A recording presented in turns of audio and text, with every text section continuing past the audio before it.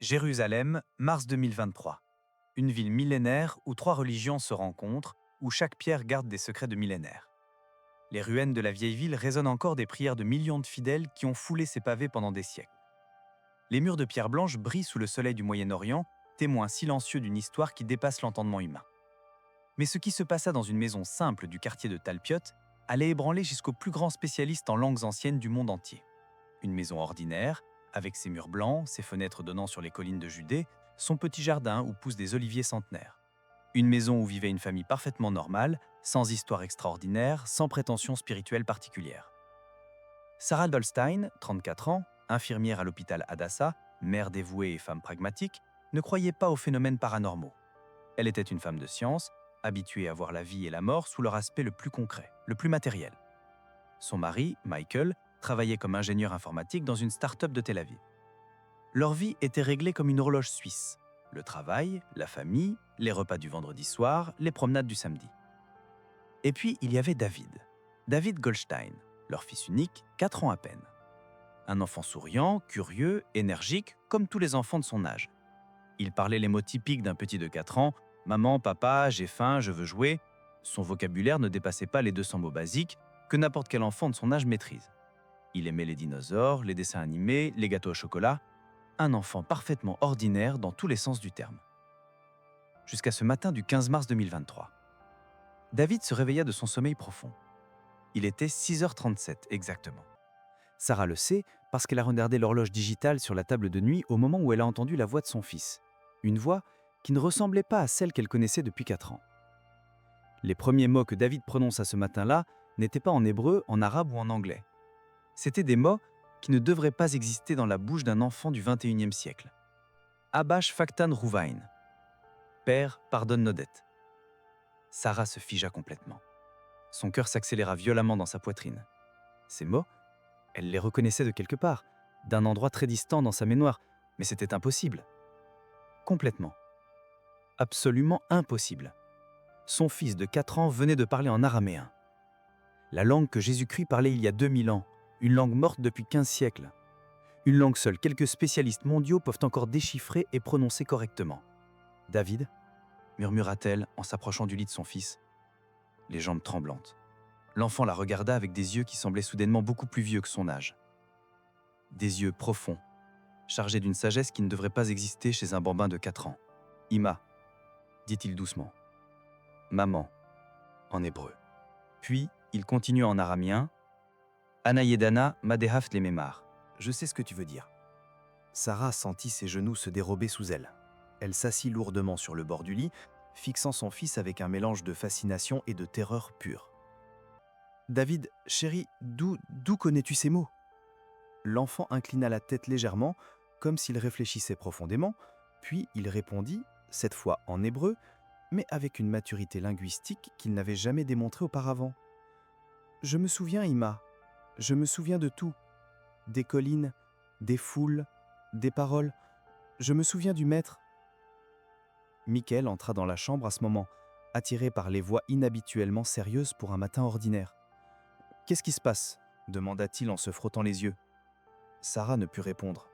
Elle était incapable de formuler les mots qui expliqueraient l'impossible. David regarda son père et prononça une phrase complète en araméen avec une fluidité parfaite. « Abba Bishmaya, Net Kadash Shmak. Père qui es aux cieux, que ton nom soit sanctifié. » Michael resta bouche bée. Lui aussi reconnaissait ces mots. C'était le début d'une autre Père, la prière la plus célèbre du christianisme, mais prononcée dans la langue originelle que Jésus aurait utilisée il y a 2 millénaires. « Sarah, qu'est-ce que… » « Je ne sais pas, » murmura-t-elle, la voix brisée.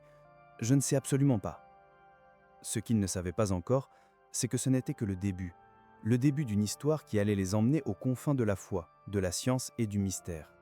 Une histoire qui allait remettre en question tout ce qu'ils croyaient savoir sur la vie, la mort et ce qui existe entre les deux. Mais pour comprendre comment David en était arrivé là, il faut remonter 3 mois en arrière. 3 mois avant ce matin fatidique de mars. Retour au 15 décembre 2022, le jour où tout a vraiment commencé. Décembre 2022. L'hiver à Jérusalem peut être froid, humide, imprévisible. Ce jour-là, il pleuvait. Une pluie fine et persistante qui rendait les pavés de la ville glissantes et dangereux. David était un enfant complètement normal. Il parlait comme tous les enfants de 4 ans, jouait avec ses petites voitures, regardait ses dessins animés préférés. Il aimait particulièrement les dinosaures et pouvait nommer une douzaine d'espèces différentes, impressionnant les adultes avec sa mémoire des noms latins compliqués. Son vocabulaire ne dépassait pas les 200 mots basiques. Maman, papa, j'ai faim, je veux jouer, je suis fatigué. Des phrases simples, grammaticalement correctes pour son âge, mais rien ne suggérant quelconque précocité linguistique extraordinaire. Ce jour-là, le 15 décembre, Sarah préparait le déjeuner dans la cuisine familiale. L'odeur du poulet rôti et des épices remplissait la maison. David jouait à proximité avec ses cubes de construction, essayant de bâtir une tour aussi haute que possible avant qu'elle ne s'effondre. Il voulait attraper un verre d'eau sur la table de la cuisine. Un geste simple, anodin, que des millions d'enfants font tous les jours sans conséquence. Il se leva, s'étira vers la table, mais ses pieds semblèrent dans le tapis. L'équilibre perdu, David tomba. La chute fut brutale, violente. Sa tête heurta directement le bord en marbre du comptoir de la cuisine. Le son fut sec, terrifiant. Un son que Sarah n'oubliera jamais. Ce bruit sourd et horrible d'un crâne d'enfant percutant la pierre dure. Elle se retourna, lâchant la cuillère qu'elle tenait. Le temps sembla se figer. David était étendu sur le sol carrelé, parfaitement immobile. « David !» Elle hurla en se précipitant vers lui. Du sang, beaucoup de sang. Il coulait d'une plaie béante sur le front droit de l'enfant, formant rapidement une plaque sombre sur les carreaux blancs. Les yeux de David étaient fermés, il ne répondait pas. Son petit corps était mou, inerte, terriblement silencieux. Sarah, infirmière expérimentée, passa immédiatement en mode professionnel, malgré la panique qui menaçait de la submerger. Elle appuya sur la plaie avec un torchon propre, vérifiant le pouls et la respiration. Le pouls était là, faible mais régulier. La respiration continuait, superficielle mais présente. Elle composa le numéro des urgences avec des doigts tremblants de sang. Sarah Goldstein ne pouvait pas dormir. 3 jours s'étaient écoulés depuis le réveil de David et l'enfant continuait à parler dans cette langue étrange mêlée à son hébreu infantile habituel. Mais ce n'étaient pas des mots sans sens, des babillages incohérents. C'étaient des phrases complètes, avec une structure grammaticale parfaite, une syntaxe complexe qu'aucun enfant de 4 ans ne devrait maîtriser. Les phrases se répétaient dans l'esprit de Sarah comme un disque rayé. Tulva d'Achashoka, Nourora d'Awenara. Bienheureux sont ceux qui pleurent, car ils seront consolés. Malchuta d'Ashmaya Kariva.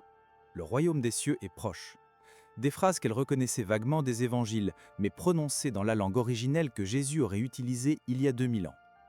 Je dois trouver des réponses, se dit-elle finalement dans la nuit du 18 décembre. Je dois savoir ce qui arrive à mon fils. Elle savait exactement où aller.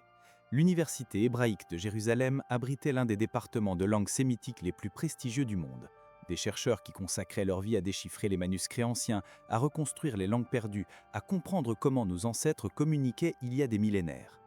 Le 20 décembre 2022, Sarah prit David par la main et marcha vers le campus du Mont Scopus. L'université se dresse majestueusement sur la colline, offrant une vue panoramique sur Jérusalem, la vieille ville, le dôme doré du rocher, les murs millénaires qui ont vu naître et mourir des civilisations entières.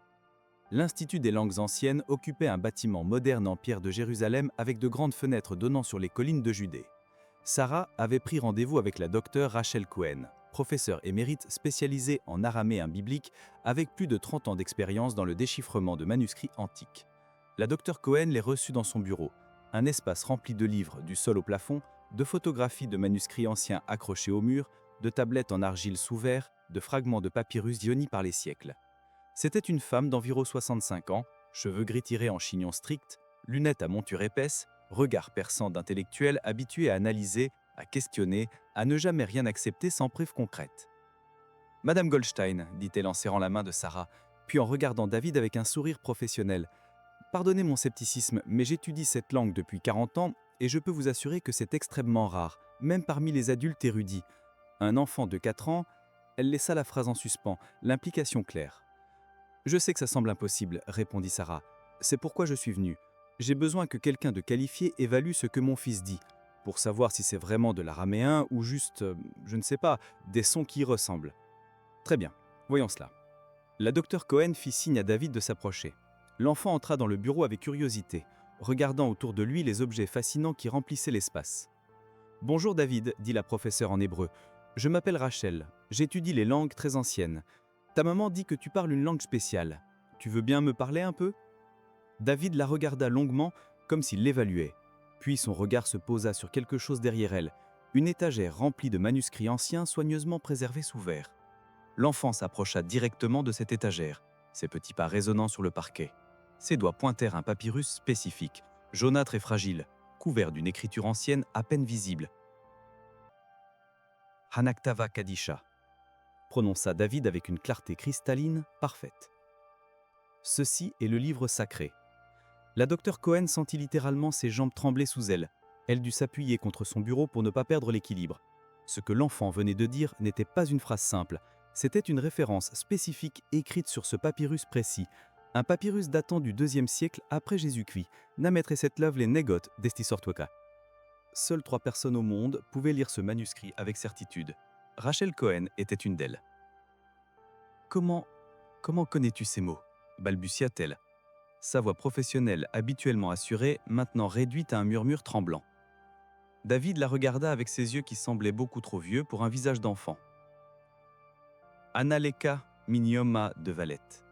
Je te connais depuis le jour où tu es né. » La phrase était parfaite. Prononciation impeccable, grammaire exacte, syntaxe du dialecte galiléen du 1er siècle après Jésus-Christ. Le même dialecte que Jésus de Nazareth aurait utilisé dans ses prêches aux foules qui le suivaient à travers les collines de Galilée. La docteure Cohen s'assit lourdement dans son fauteuil. 30 ans de certitude académique venaient de s'effondrer en quelques secondes. Elle attrapa son dictaphone d'une main tremblante. « David », dit-elle lentement en articulant soigneusement chaque mot. « Tu peux me dire où tu as appris à parler comme ça ?» L'enfant inclinait la tête, comme s'il réfléchissait profondément. « Le maître me l'a appris. Quand je suis tombé, il est venu à moi. Il m'a montré tout. Les collines, les foules, les paroles, les miracles. Il m'a dit que je devais me souvenir, que je dois parler pour que et les autres sachent que la vérité est toujours vivante. » Rachel Cohen activa son dictaphone, enregistrant chaque mot. Elle commença à poser des questions en araméen, testant la compréhension et la fluidité de l'enfant. Des questions simples au début, puis de plus en plus complexes. Aïka Chayef, où habites-tu ? Bishlam, Be Yerushalayim, répondit David sans hésitation. En paix, à Jérusalem ? Man Abouk, qui est ton père ? Abba Bishmaya, répondit l'enfant. Notre père qui est aux cieux ? La docteure Cohen sentit sa gorge se serrer. Cette réponse n'était pas celle d'un enfant parlant de son père biologique, c'était une réponse théologique, spirituelle, profonde. Elle continua les tests pendant 2 heures. David répondait à tout avec une aisance troublante. Il utilisait des temps grammaticaux complexes que même les étudiants avancés en araméen peinaient à maîtriser. Il employait des expressions idiomatiques du 1er siècle qui n'existaient dans aucun manuel moderne. Quand elle eut terminé, la docteure Cohen éteignit son dictaphone et regarda Sarah avec une expression mêlant fascination et terreur pure. « Madame Goldstein, j'ai passé 40 ans de ma vie à étudier l'araméen. J'ai déchiffré des manuscrits de la Mer Morte, j'ai traduit des textes que personne n'avait lus depuis 2 millénaires. Et je peux vous dire avec une certitude absolue que votre fils ne parle pas simplement l'araméen. Que voulez-vous dire ? Il parle le dialecte spécifique de la Galilée du 1er siècle après Jésus-Christ, le même dialecte que Jésus de Nazareth aurait utilisé. La prononciation est exacte, les expressions sont authentiques, les structures grammaticales correspondent aux rares exemples que nous avons dans les manuscrits de l'époque. Sarah sentit le monde basculer autour d'elle. Mais comment ? Comment est-ce possible ? La docteure Cohen secoua lentement la tête. Je ne sais pas. C'est biologiquement, neurologiquement, linguistiquement impossible. Un enfant de 4 ans ne peut pas apprendre une langue morte en quelques jours. Même avec une exposition intensive, même avec les meilleurs professeurs, cela prendrait des années et encore, il n'atteindrait jamais ce niveau de fluidité native. Elle se leva, marchant vers la fenêtre, regardant les collines de Jérusalem, sans vraiment les voir. Il y a 3 explications possibles. La première, c'est un canular élaboré. Quelqu'un a entraîné votre enfant intensivement. Mais honnêtement, même avec un entraînement intensif, je ne vois pas comment un enfant de 4 ans pourrait atteindre ce niveau. La deuxième est neurologique. Peut-être que le traumatisme crânien a activé des zones dormantes du cerveau, créant une capacité linguistique exceptionnelle. Mais cela n'explique pas pourquoi il parle spécifiquement l'araméen galiléen du 1er siècle. Et la troisième explication? La docteur Cohen se retourna, fixant Sarah avec des yeux qui brillaient d'une lueur étrange.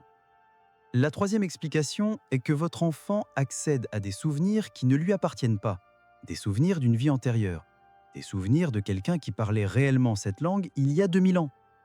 Le silence qui suivit fut absolu.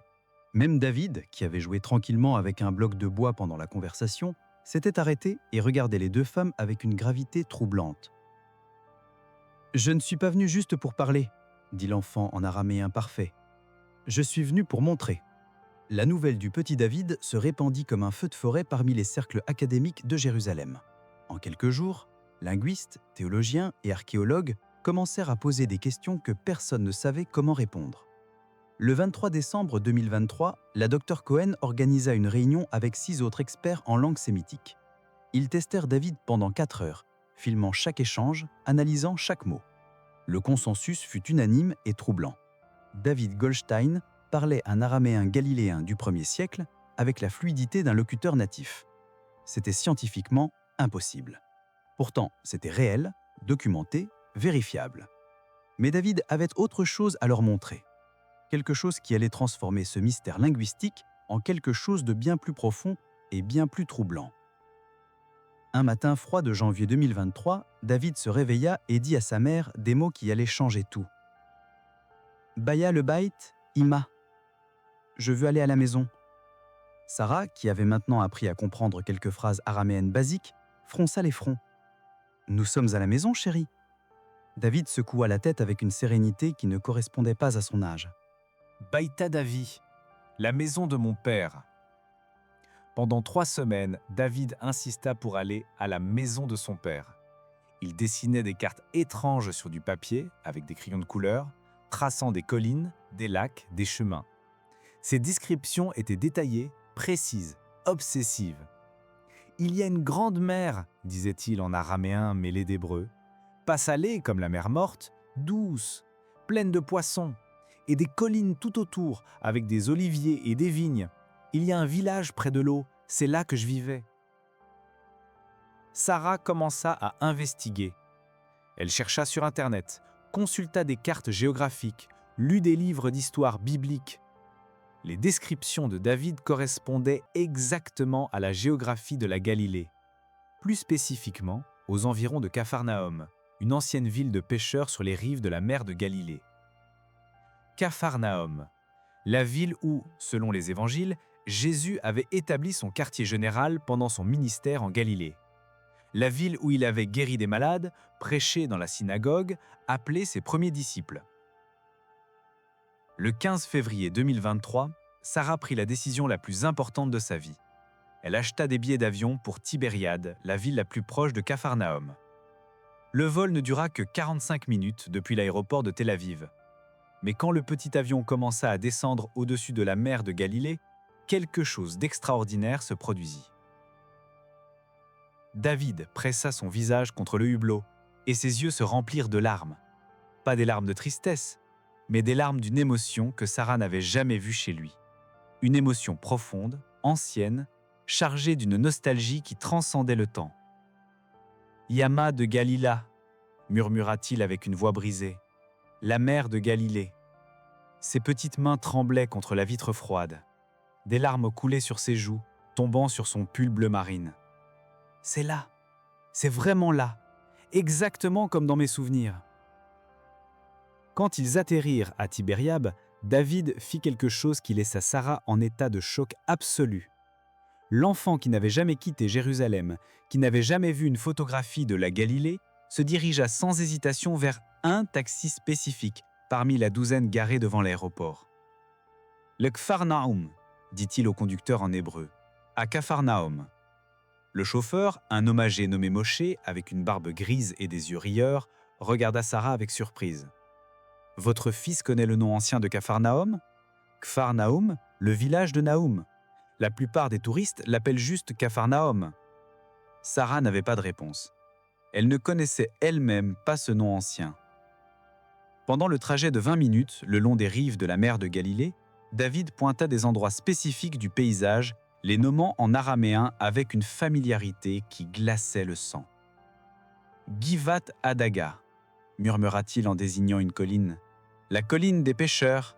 Shanta de Maya » en montrant une crique. « Le lieu de l'eau. Orca de Shalama » en voyant un chemin qui serpentait vers les collines. « Le chemin de la paix » des noms qui n'existaient dans aucun livre moderne. Des noms qui, quand Sarah les vérifia plus tard avec des historiens, s'avéraient être d'authentiques appellations du 1er siècle. Quand ils arrivèrent à Capharnaüm, David courut vers les ruines de l'ancienne synagogue comme si c'était sa cour d'école. Ses petits pieds se mouvaient avec une certitude qui défiait toute logique. Il ne regardait pas autour de lui avec la curiosité d'un touriste découvrant un lieu nouveau. Il marchait comme quelqu'un qui rentrait chez lui après une longue absence. Sarah le suivit, filmant chaque moment avec son téléphone, le cœur battant si fort qu'elle entendait le sang pulser dans ses oreilles. Ce que la caméra captura cet après-midi du 15 février allait changer l'archéologie biblique pour toujours. David se dirigea vers un mur de pierre apparemment ordinaire, situé à exactement 47 mètres à l'est de la synagogue principale. Les mesures ultérieures, effectuées par des géomètres professionnels avec des équipements de haute précision, confirmeraient cette distance au centimètre près. L'enfant s'arrêta devant ce mur. Ses petites mains touchèrent les pierres anciennes, caressant leur surface rugueuse avec une tendresse qui semblait venir d'un autre temps, d'une autre vie. « Arka Temar » dit-il en araméen, sa voix à peine audible. « Ici, c'est caché. Ktavad Raye, le livre de vie. » Sarah ne comprenait pas ce qui était caché. Qui avait caché quelque chose là? Mais David pointait maintenant avec une précision chirurgicale. « Erba Kifel Tarta » 4 mètres vers le bas. Shfa le Yamina, 7 vers la droite. Tartin ou Mishba l'Umlaga, à 2,5 mètres de profondeur. Les coordonnées exactes furent enregistrées. Plus tard, les techniciens les traduiraient en coordonnées GPS modernes. Latitude, 32,895 nord, longitude, 35,630 est. Profondeur, 2,5 mètres. Sarah contacta immédiatement le docteur Yigael Yadin, directeur du département d'archéologie de l'université de Tel Aviv. C'était un homme de 63 ans, archéologue renommé qui avait passé 40 ans à fouiller les sites bibliques d'Israël. « S'il vous plaît, venez » le supplia Sarah au téléphone. « Mon fils dit qu'il y a quelque chose enterré ici. Je sais que ça semble fou, mais… » Le docteur Yadin arriva 3 jours plus tard avec son équipe, plus par curiosité académique que par véritable attente de trouver quoi que ce soit. Il avait entendu parler du garçon qui parle araméen à travers le réseau universitaire, sceptique mais intrigué. « Madame Goldstein, dit-il en serrant la main de Sarah, nous avons fouillé Capharnaüm pendant 40 ans. Chaque mètre carré a été étudié, scanné, analysé.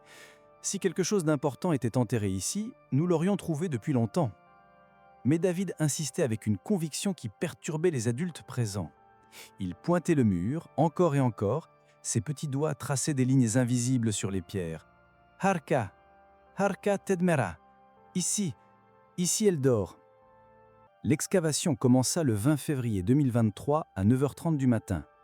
L'équipe du docteur Yadin utilisait des outils modernes, radar à pénétration de sol, sondes électromagnétiques, caméras thermiques. La technologie du XXIe siècle au service d'un mystère vieux de 2 millénaires. À 1,80 m de profondeur, l'appel d'un jeune archéologue nommé Aviv heurta quelque chose de solide. Pas de pierre, de la céramique. À exactement 2,47 m de profondeur, si proche des 2,50 m prédits par David que la différence était statistiquement insignifiante, ils découvrirent une jarre d'argile parfaitement conservée. Le docteur Yadin, à genoux dans la fosse, la main tremblante sur la jarre ancienne, murmura quelque chose que personne ne l'avait entendu dire en 40 ans de carrière. « Mon Dieu, c'est impossible. » À l'intérieur de la jarre, enveloppée dans du lin, scellé avec de la cire d'abeille durcie par les siècles, se trouvait un rouleau de parchemin. Le docteur Yadin déclara plus tard lors d'une conférence de presse qui fit le tour du monde: « En 4 décennies de carrière archéologique, je n'ai jamais vécu quelque chose comme ça. C'était comme si l'enfant avait une carte invisible des trésors enterrés de Capharnaüm. » Mais lorsqu'ils ouvrirent le parchemin dans le laboratoire climatisé de l'université, avec toutes les précautions nécessaires pour préserver un document de 2000 ans, Ce qu'ils découvrirent les laissa sans voix.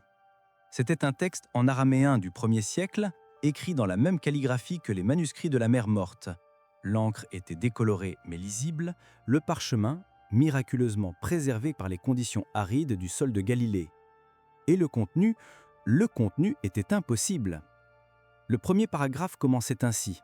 « À celui qui viendra après, quand le temps sera accompli, je laisse ces mots pour que la vérité ne soit jamais oubliée, pour que les générations futures sachent que ce qui a été dit était vrai, que ce qui a été fait était réel, que l'amour qui a été donné ne mourra jamais. » Le texte était daté, utilisant le calendrier hébraïque de l'époque. Les historiens le traduisèrent, année 33 après la naissance de Christ, l'année de la crucifixion. Mais le deuxième paragraphe glaça le sang de tous ceux qui le lirent. « Un enfant viendra, dans les temps futurs, quand le monde sera confus et la foi faiblira, un enfant avec une vieille âme et une voix ancienne.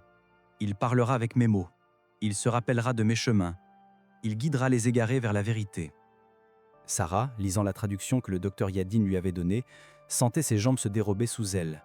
Elle dut s'asseoir, la tête dans les mains, essayant de comprendre l'incompréhensible. Le parchemin parle spécifiquement d'un enfant. Un enfant qui parlera araméen, qui se rappellera de lieux nem visités, qui guidera les autres vers des trésors enterrés. Mais le troisième paragraphe, dit le docteur Rachel Cohen, qui avait été appelé pour aider à la traduction. Le troisième paragraphe est encore plus spécifique. Elle lit à haute voix, traduisant de l'araméen ancien vers le hébreu moderne. « L'enfant élu naîtra dans la cité de la paix, dans des temps de grande confusion mondiale. Il aura 4 ans quand sa mémoire s'éveillera, et sa mère portera le nom de la princesse de notre peuple. » Sarah en hébreu, signifie princesse. David avait exactement 4 ans quand il avait commencé à parler araméen. Il était né à Jérusalem, dont le nom hébraïque Yerushalayim signifie cité de la paix. La coïncidence était statistiquement, mathématiquement, impossiblement improbable. Mais le parchemin révélait quelque chose d'encore plus extraordinaire. Il contenait des coordonnées d'autres lieux où des trésors attendent d'être révélés. Des lieux spécifiques à Nazareth, Béthanie et Jéricho, où, selon le texte, David trouverait les trésors qui compléteront sa mission. Le docteur Yadin, cet homme de science qui avait consacré sa vie à l'archéologie rationnelle et méthodique, fit une déclaration qu'il n'aurait jamais cru prononcer un jour. Soit nous sommes face à la fraude la plus élaborée de l'histoire de l'archéologie moderne, soit nous assistons réellement à quelque chose qui défie toute compréhension scientifique et théologique que nous possédons. Il se tourna vers David, qui jouait calmement pendant toute l'excavation, construisant de petits châteaux avec le sable du site. « David, comment savais-tu que c'était là ?» L'enfant leva les yeux et dans ses yeux bruns d'un enfant de 4 ans, brillait quelque chose d'indiciblement ancien. « Anna leit lima lef, Anna leit limi prak. » Je ne suis pas venu pour enseigner, je suis venu pour libérer. Les mots résonnèrent dans le silence du site archéologique comme un écho du passé qui soudain se faisait présent. Mais ce qui se passa 3 jours plus tard, le 5 avril 2023, dépasserait même les attentes les plus extraordinaires. Le docteur Marcus Benedetti, archéologue italien et spécialiste des manuscrits du 1er siècle, avait volé depuis Rome pour analyser personnellement les parchemins découverts. C'était un homme de 58 ans, sceptique professionnel habitué à démanteler les fraudes archéologiques avec une précision scientifique impitoyable. Quand il entra dans la chambre d'hôtel où David jouait avec ses petits soldats de plastique, quelque chose d'inexplicable se produisit. David leva les yeux et dans ses yeux bruns d'un enfant de 4 ans, brillait quelque chose d'indiciblement ancien. « Shimon bar Yona » murmura l'enfant en araméen, sa voix à peine audible. « Tu qui m'as renié 3 fois. » Le docteur Benedetti se figea complètement. Le sang quitta son visage. Shimon bar Yona, c'était le nom araméen original de l'apôtre Pierre, Simon fils de Jonas. Mais c'était impossible qu'un enfant de 4 ans connaisse cette référence si spécifique. « Comment connais-tu ce nom ?» balbutia l'archéologue en italien. David répondit en araméen parfait, mais cette fois sa voix portait une profondeur émotionnelle qui glaçait le sang de tous les présents. « Ktavtali Tradzabne, ou Tradzabne Shavakilak. Tu m'as écrit 3 fois, et 3 fois je t'ai pardonné. » Le docteur Benedetti sentit littéralement le monde vaciller autour de lui. Dans sa recherche privée, jamais publiée, gardée dans le secret le plus absolu, il avait étudié 3 lettres attribuées à Pierre. Des lettres découvertes dans une église abandonnée à Antioche, mentionnant des épisodes de repentir, de doute, de foi retrouvée. C'était une information que lui seul connaissait. Les manuscrits n'avaient jamais été publiés, ils étaient enfermés dans son bureau à Rome, dans une boîte bleue, dans le 3e tiroir de son imposant bureau en chêne. « Quelle lettre ?» murmura-t-il, sa voix à peine audible. David s'approcha et prit la main de l'archéologue avec ses petits doigts. « Les lettres que tu gardes dans la boîte bleue, dans le 3e tiroir de ton bureau à Rome, celles que tu as trouvées à Antioche, mais que tu n'as jamais osé publier parce que personne ne te croirait. » Le docteur Benedetti commença à trembler de tout son corps. C'était exactement là où il gardait ses manuscrits. C'était une information que littéralement personne d'autre le monde ne pouvait savoir. Il n'en avait parlé à personne, même pas à ses collègues les plus proches. Mais David n'avait pas terminé. Avec une tendresse qui brisait le cœur, il lit doucement « Tfunek laiten kta, baalek dodo ksata, ou alak des zilotak. Tes doutes ne sont pas un péché, Marcus. Ta quête de pureté est ta façon de prier. Anna, ipi rananlet, lat tartina, ou alak dardinarka, dakshi alka. Je suis venu pour que tu saches que ton travail a un but. » Le docteur Benedetti, cet homme de 58 ans qui avait consacré sa vie à la science froide et rationnelle, s'agenouilla devant un enfant de 4 ans et pleura comme il n'avait jamais pleuré de sa vie adulte. Des larmes de libération, des larmes de reconnaissance, des larmes de quelque chose qui dépassait la compréhension humaine. En cet instant, tous les présents, Sarah, le docteur Yadin, la docteur Cohen, les assistants, les techniciens, comprirent qu'ils n'étaient pas simplement face à un phénomène psychologique ou à une coïncidence statistique. Ils étaient face à quelque chose de beaucoup, beaucoup plus profond. 5 mois ont passé depuis les événements extraordinaires dans le désert de Judée, et les répercussions continuent de secouer les fondements de l'archéologie, de la théologie et de notre compréhension même de la nature de l'existence humaine. David Goldstein, maintenant âgé de 5 ans, continue sa mission silencieuse.